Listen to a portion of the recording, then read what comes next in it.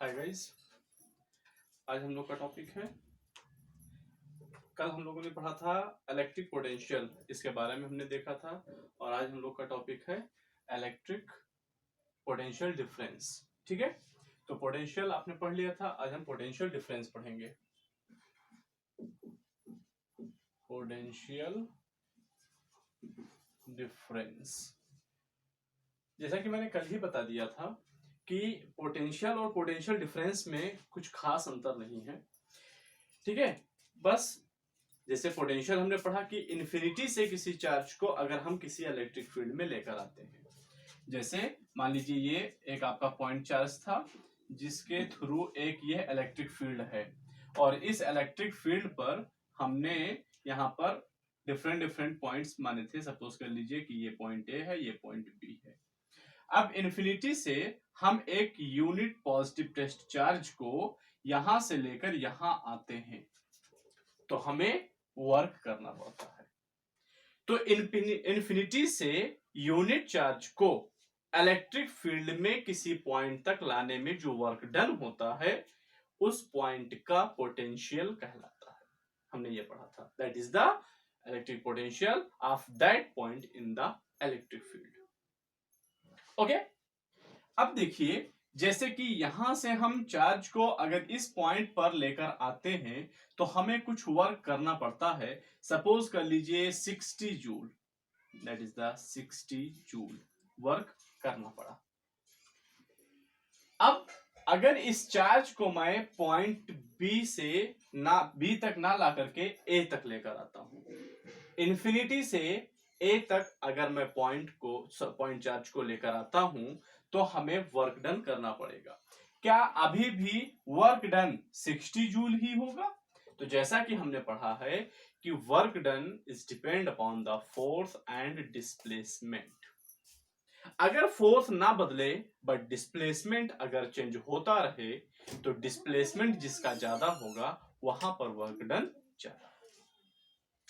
तो यहां पर अगर हम इस टेस्ट चार्ज को लेकर इस पॉइंट तक आते हैं तो हम देख रहे हैं इन्फिनिटी से इसकी डिस्टेंस कम है, इन्फिनिटी से इसकी डिस्टेंस ज्यादा है।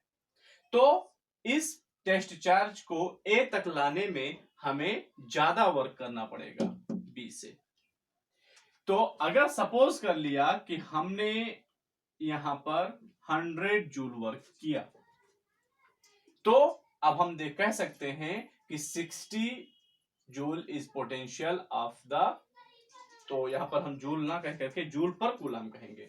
60 joule per coulomb is the potential of that point B and 100 joule per coulomb is potential of point A. तो क्या दोनों पॉइंट के पोटेंशियल सेम हैं? जैसा कि हम ऑब्जर्व कर रहे हैं कि दोनों पॉइंट का पोटेंशियल डिफरेंट है, सेम नहीं है। तो अगर दोनों पॉइंट के पोटेंशियल डिफरेंस सेम नहीं है, इनमें डिफरेंस है, तो कितने का डिफरेंस है? तो अगर हम यहां पर देखें तो इनके बीच में जो पोटेंशियल का डिफरेंस है VA माइनस VB, ये किसके इक्वल है? 40 joule per coulomb. That is the potential difference between the two points. तो यही होता है पोटेंशियल डिफरेंस, यानी difference in the potential of two points. अगर दो पॉइंट इलेक्ट्रिक फील्ड में हैं तो उन दो पॉइंट पर पोटेंशियल में जो डिफरेंस आता है उसी को हम क्या कहते हैं? पोटेंशियल डिफरेंस कहते हैं। अच्छा, इसको फिर डिफाइन कैसे करेंगे? फिर से देखिए, चार्ज तो हमारा टेस्ट है यानी यूनिट चार्ज, तो Q की वैल्यू 1 है।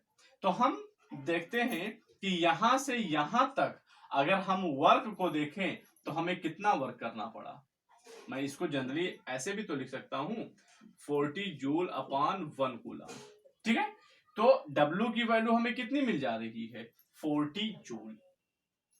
अगर हम देखें तो वर्क बिटवीन ए बी, यानी बी से ए तक हमने जो वर्क किया वो कितना है? 40 मीन्स 100 माइनस 60, यही तो है। तो ये 40 क्या है? Work done between the A to B, यानी हम इसको डिफाइन कर सकते हैं the work done by an external agent in the carrying a charge one point to other point in the electric field. यहां पर जो हमने वर्क किया है हमने जो वर्क किया है वो किस पर किया है? चार्ज पे हमने वर्क किया बी से ए तक ले जाने के लिए।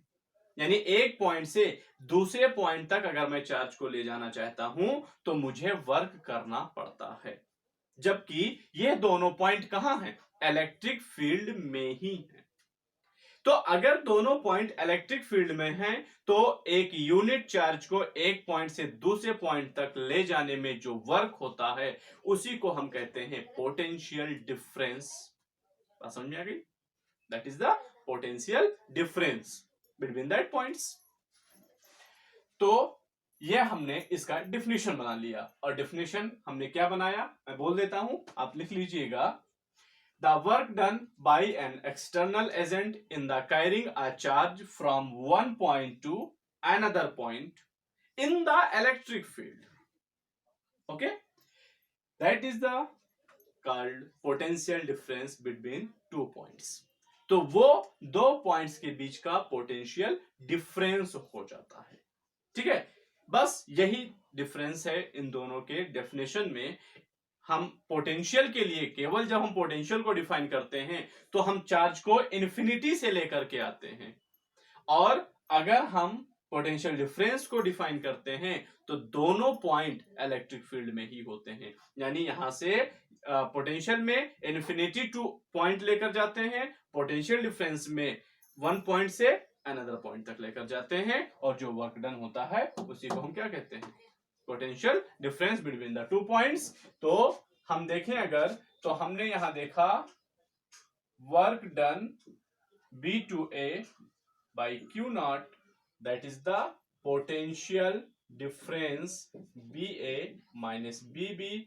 हम डिनोट कर सकते हैं इसको डेल्टा बी से। ओके, है तो पोटेंशियल ही, यूनिट क्या होगा? वही जो पहले था, जूल पर कूलाम या वोल्ट। इसी को हम क्या कहते हैं? वोल्ट। ऐसा ही यूनिट, बाकी चीजें सेम रहेंगी।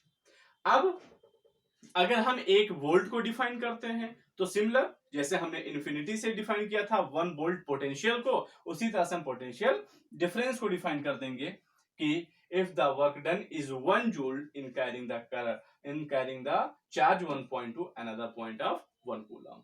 यानी एक कूलम चार्ज को अगर एक पॉइंट से दूसरे पॉइंट तक ले जाने में वर्क डन 1 जूल होता है तो हम ये कह सकते हैं कि उनके बीच का पोटेंशियल डिफरेंस कितना है? 1 वोल्ट है।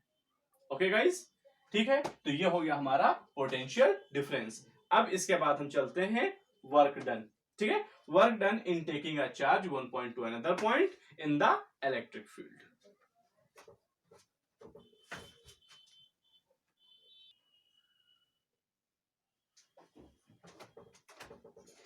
तो गाइज अब हमारा टॉपिक है वर्क डन। जैसे हमारे इलेक्ट्रिक फील्ड में, ठीक है, हमारा कोई जैसे सोर्स चार्ज था, इसके थ्रू हमने एक इलेक्ट्रिक फील्ड जनरेट किया। यहाँ पे एक इलेक्ट्रिक फील्ड जनरेट हुआ, इसमें हमने 2 पॉइंट को मार्क किया, ए और बी। ये 2 पॉइंट हम मार्क करते हैं। तो अब हम देखते हैं कि इस पॉइंट का पोटेंशियल कुछ और होगा, इस पॉइंट पे पोटेंशियल कुछ और होगा। मान लेते हैं this is the potential V A and this potential V B. ठीक है, तो अब अगर हम चार्ज को यहां से, मान लिया चार्ज को यहां से यहां तक लेकर आते हैं तो हमें कितना वर्क करना पड़ेगा? ओके, इस चार्ज को यहां से यहां तक लाने में हमें कितना वर्क करना पड़ेगा? तो जैसे कि हमने पढ़ा है according to definition of the potential difference V A minus V B equal to W A B upon Q. तो delta V equal to W A B upon Q, या W A B equal to Q into delta V. यानी work done हमें इतना करना पड़ेगा। हम इस फार्मूले से वर्क डन फाइंड कर सकते हैं।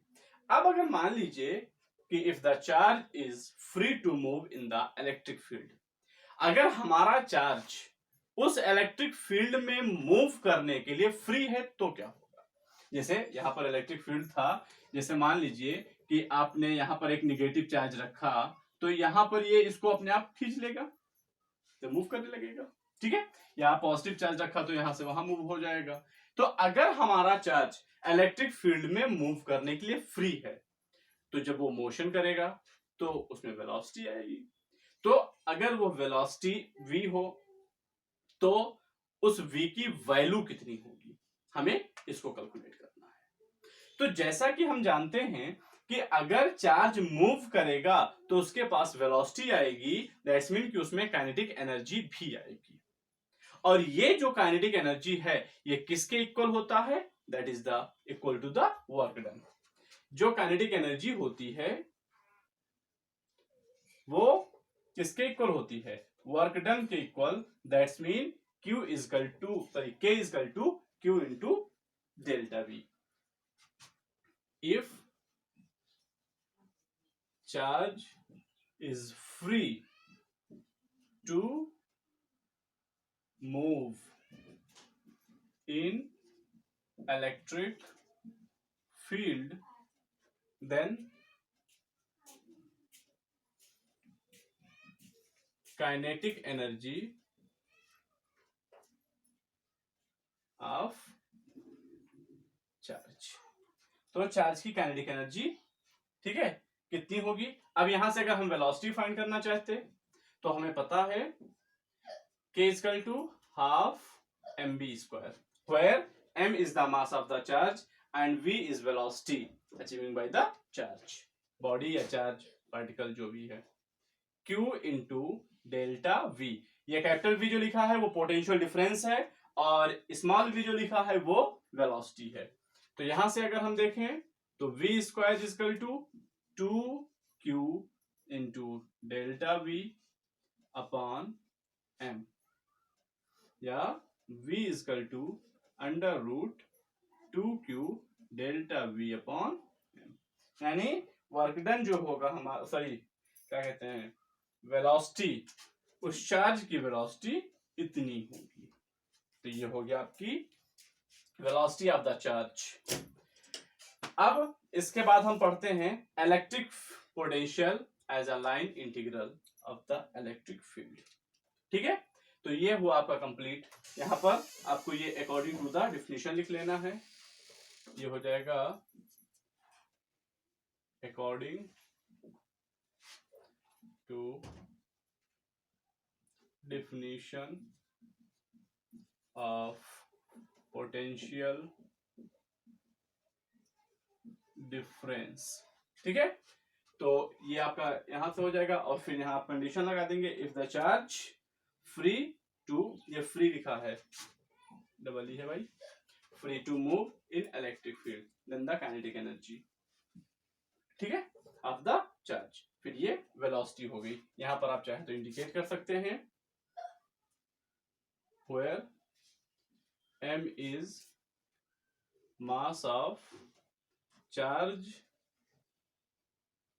and v is velocity of charge। ठीक है, तो v की वैल्यू भी हम लोगों ने कैलकुलेट कर ली। अब चलते हैं नेक्स्ट टॉपिक की ओर, electric potential as a line integral of electric field.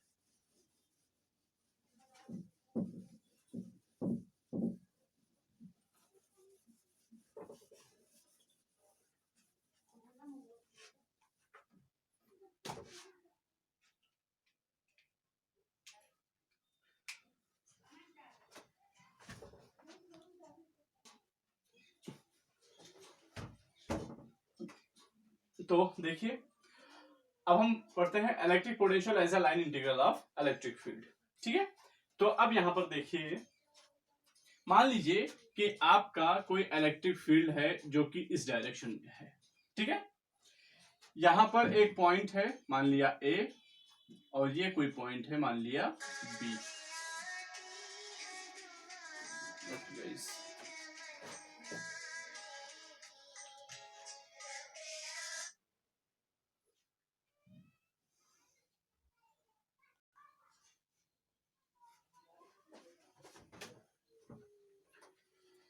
यहाँ पर हमने मान लिया एक इलेक्ट्रिक फील्ड है ये, और यहाँ पर एक पॉइंट है ए और यहाँ पर एक दूसरा पॉइंट है बी। अब यहाँ पर देखते हैं कि एक टेस्ट चार्ज रखा हुआ है यहाँ पर, और इस टेस्ट चार्ज को मैं ऐसे लाना चाहता हूं, कहां, ए से बी तक लाना चाहता हूं। ये जस्ट अपोजिट है किसके, इलेक्ट्रिक फील्ड के। तो हम जानते हैं अगर चार्ज यहां पर रखा हुआ है तो चार्ज पर इलेक्ट्रिक फील्ड के थ्रू एक फोर्स अप्लाई हो रहा होगा, ठीक है। तो the force exerted by the electric field on the test charge F is equal to Q naught into E if the intensity of the electric field is E. तो E F is equal to Q naught into E हो जाता है। तो अब अगर आप चाहते हैं कि इस चार्ज को यहां से यहां तक लेकर आइए तो इतना ही फोर्स आपको अपोजिट डायरेक्शन में लगाना पड़ेगा, यानी आपके थ्रू जो फोर्स अप्लाई होगा, force on test charge by external agent,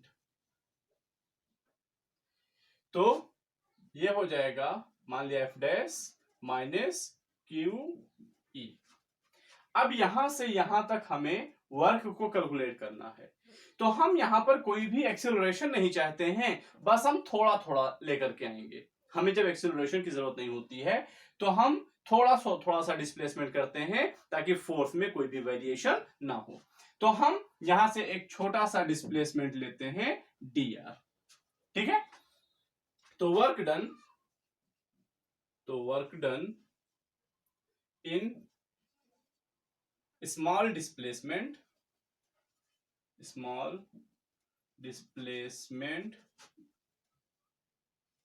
dr, तो छोटा सा डिस्प्लेसमेंट है तो वर्क भी कैसा होगा, छोटा सा। तो dw is equal to e a dot dr, ठीक है, ये हमें मिल जाता है। तो total work done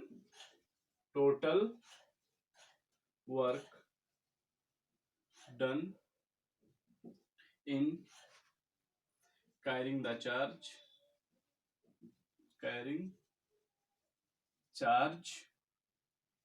A to B, तो हम क्या करेंगे, दोनों तरफ का इंटीग्रेट कर देंगे। तो ये हो जाएगा integration of dw is equal to integration of, एक मिनट, ये थोड़ा सा यहाँ E नहीं होगा, यहाँ पर फोर्स होगा, ठीक है। W equal to F into displacement होता है, तो ये फोर्स होगा। तो F डैश इंटू dr, कहां से कहां तक हमें लाना है, A से B तक, ठीक है।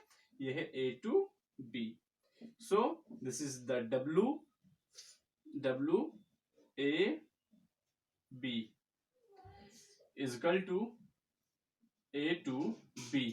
F डैश की वैल्यू कितनी है, minus Q naught E dr, Q naught को हम बाहर ले आएंगे, माइनस Q नॉट, तो हमें मिलता है A to B E dr, Q naught को इधर ले आइए तो ये मिल जाएगा W A B upon Q naught minus A to B E dr, और हम जानते हैं W by Q, W A to B by Q, इसको हम क्या लिखते हैं, potential difference, that is the V is equal to minus A to B E dr। Okay, हम अगर वेक्टर फॉर्म में लिखना चाहते हैं तो हम क्या लगा देंगे, वेक्टर लगाएंगे, तो वेक्टर कैसा, डॉट में आएगा हमारा, ठीक है, क्योंकि F dot D is equal to W होता है, तो हम यहां वेक्टर भी लगा सकते हैं। तो ये पोटेंशियल डिफरेंस किसके टर्म में आ गया, line integral of the electric field. यहां पर इलेक्ट्रिक फील्ड का इंटीग्रल किया गया है, कैसे, एक लाइन के तो थ्रू, ठीक है। तो अब यहां पर देखिए, if consider a at infinity. अगर ए इंफिनिटी पर हो तो डेल्टा वी किसमें कन्वर्ट हो जाएगा, पोटेंशियल में सीधे। तो ये हो जाएगा minus infinity to B E D R. ठीक है, तो ये हो जाता है।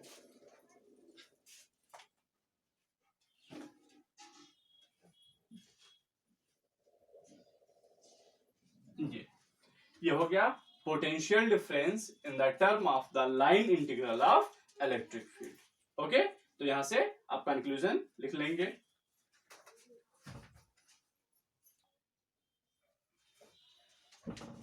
तो ये हो गया आपका कंक्लूजन, और ये पोटेंशियल डिफरेंस के टर्म में। ठीक है, ये पोटेंशियल डिफरेंस है और ये पोटेंशियल है। ठीक, तो ये होगा आपका टॉपिक फिनिश, और इसके बाद हम लोग अगले टॉपिक की बात करेंगे अगले वीडियो में।